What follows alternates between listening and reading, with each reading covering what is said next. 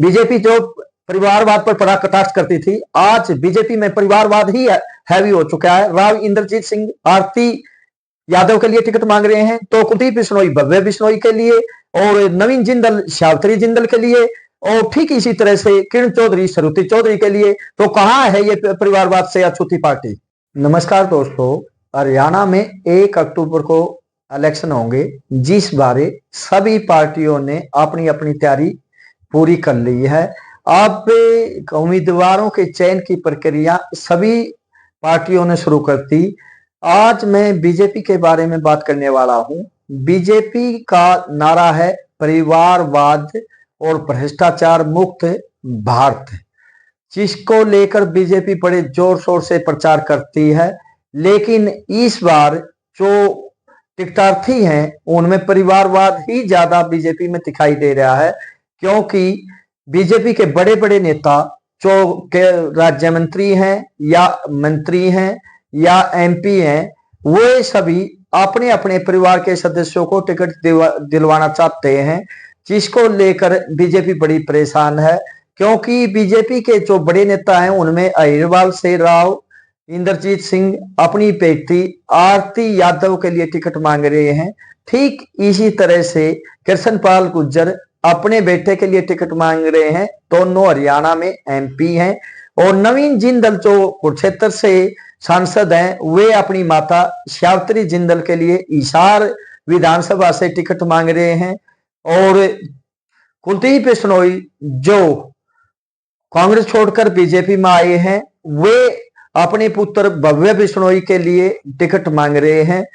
और अब नई जो बीजेपी में किरण चौधरी की एंट्री हुई है, किरण चौधरी को बीजेपी ने राज्यसभा के लिए अपना उम्मीदवार बनाया है।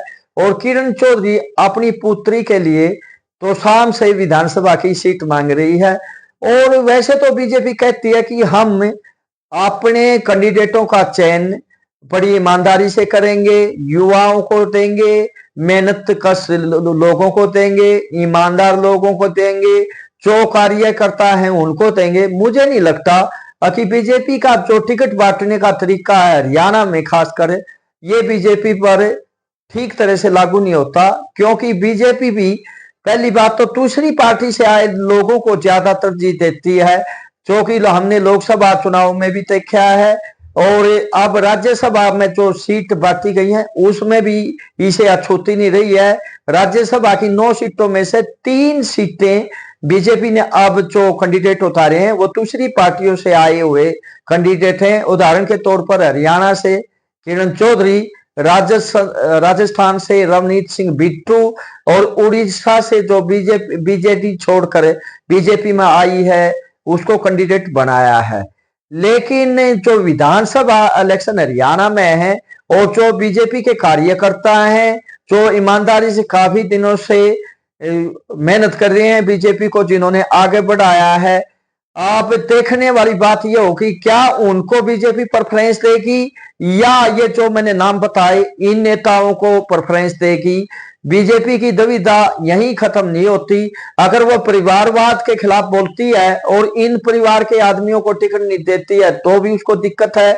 अगर इनको टिकट देती है तो उसके असली कार्यकर्ता हैं जो काफी समय से मेहनत कर रहे हैं उनको दिक्कत है। तो ये तो आने वाला समय ही बताएगा कि बीजेपी परिवारवाद से अछूती रहती है या उनको टिकट देती है या नहीं देती है। क्या इसका उनको फायदा होगा या नुकसान होगा, ये तो आने वाले समय में ही पता चल सकेगा।